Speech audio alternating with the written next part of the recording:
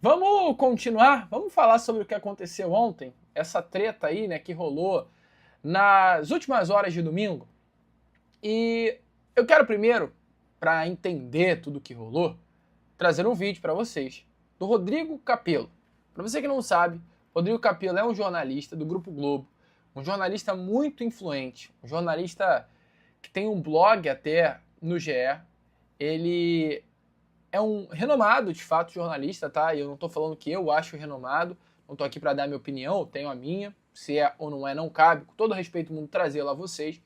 Mas é um jornalista considerado renomado pelo público de uma forma geral e que é especializado na cobertura de negócios, finanças e gestão de esporte. Então, ele não é aquele jornalista esportivo que vai comentar se o Vasco está bem ou mal dentro das quatro linhas, se o Flamengo está bem ou mal dentro das quatro linhas, se o Flamengo vai lutar pelo título brasileiro ou não.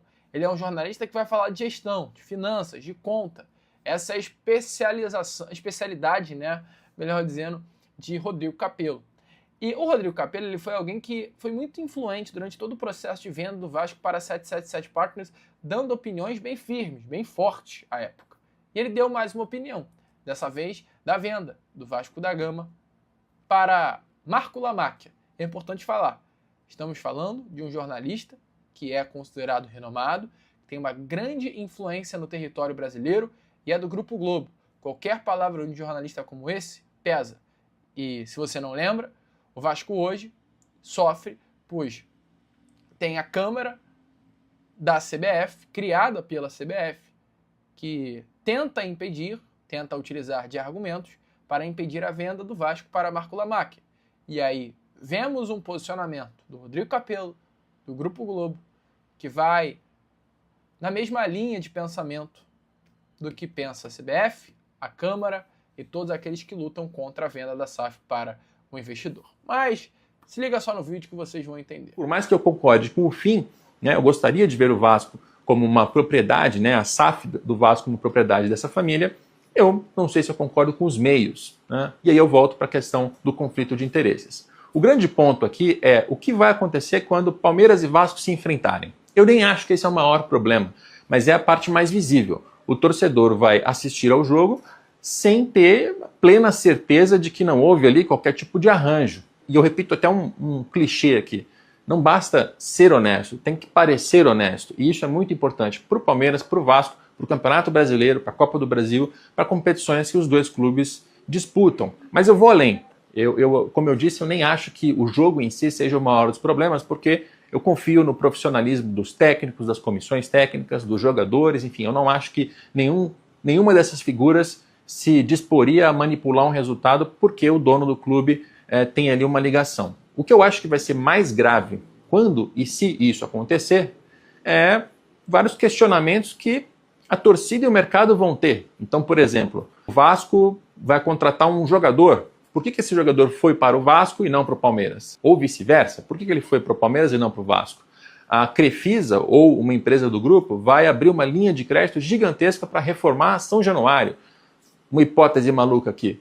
Por que essa linha de crédito foi aberta para o Vasco e não para o Palmeiras? Tudo isso vai acontecer. Vão ser questionamentos, os torcedores vão passar a se fazer. Será que a família Lamacchia, né, da Leila Pereira, do José Roberto, do Marcos, será que eles vão estar mais focados na recuperação do Vasco ou na manutenção da hegemonia do Palmeiras? Amigo, tá aí, né? O Rodrigo Capello deixando muito bem claro que é conflito de interesse e a opinião dele tá dada. E é a questão que eu falei, cara.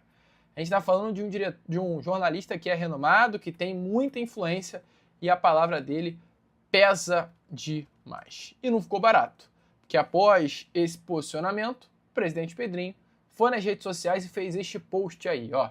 Recordar é viver. Você, Rodrigo Capello, errou lá atrás e já quer errar novamente. A eleição é só em dezembro, mas você não perde tempo e já está falando besteira. Esse vídeo é de quando entramos com ação. E agora já anda falando por aí sobre quem pode ser o novo investidor. Ainda bem que você não faz parte da gestão, pelo menos da minha. Que você e outros deixem o Vasco em paz. Sabe de tudo e na hora e não acerta uma, né? Por que o Pedrinho está falando isso? Porque o Rodrigo Capello, além de ter sempre defendido a venda do Vasco para a 777 Partners, ele Durante todo o processo envolvendo a venda da Vasco da Gama, perdão, todo o processo envolvendo a postura do Pedrinho contra a 777, tentando tirar a 777 do comando do Vasco da Gama, Rodrigo Capello teve uma posição contrária a isso, deixando muito bem claro que a época seria maléfico ao Vasco da Gama, tá? Amigo torcedor Cruz Maltino, uma retirada dos norte-americanos do comando do Vasco. Algo que à época com toda certeza não caiu muito bem, e o Pedrinho usou um print, uma imagem desse vídeo para justificar o seu argumento. Então foi alguém que falou que a 777 iria dar certo, não deu.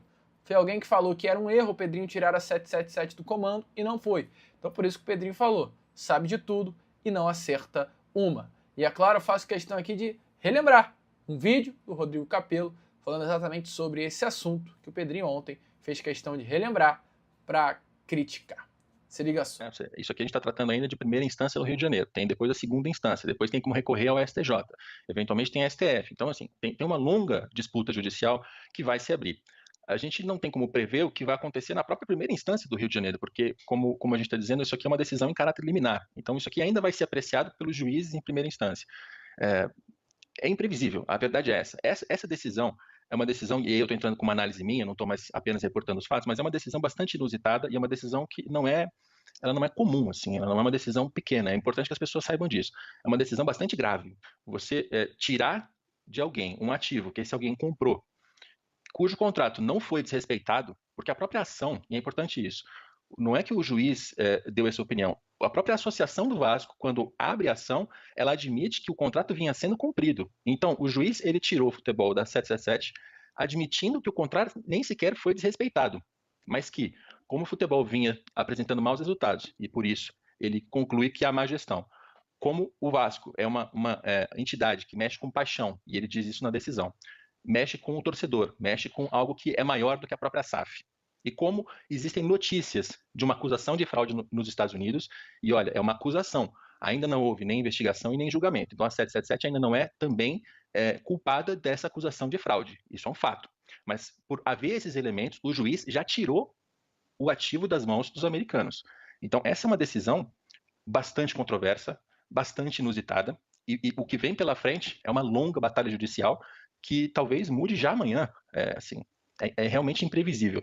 Isso no campo judicial. Quem está assistindo a gente, assim como os jogadores, o técnico, os dirigentes da SAF, os contratados, enfim, os profissionais contratados, os membros amadores da associação, a verdade é que ninguém sabe o que vai acontecer daqui em diante. Ninguém sabe, né? Obviamente, todos eles continuam contratados, jogadores, técnicos, profissionais, e todo mundo vai acompanhar com muita apreensão. A SAF do Vasco cai num momento de grande incerteza, né? O único alívio, talvez, e o motivo desse alívio é muito pesar, é que pelo menos o campeonato foi paralisado. Então, o Vasco vai ter 2 semanas, talvez, 2 rodadas, na verdade, para talvez resolver um pouco dessa incerteza enquanto o campeonato não está acontecendo.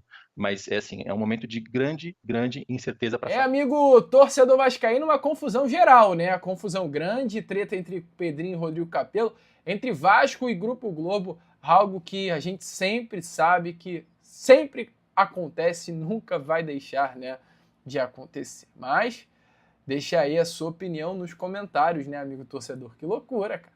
Pedrinho foi com tudo, mandou recado e não quis nem saber. Concorda com a atitude do presidente Pedrinho? Deixa aí a sua opinião nos comentários. E aí, amigo vascaíno, gostou do vídeo? Então, é claro, não perca tempo e já se inscreva aqui no canal para ficar sempre muito bem informado sobre as notícias do nosso Vascão. De vascaíno para vascaíno, porque aqui é Vasco.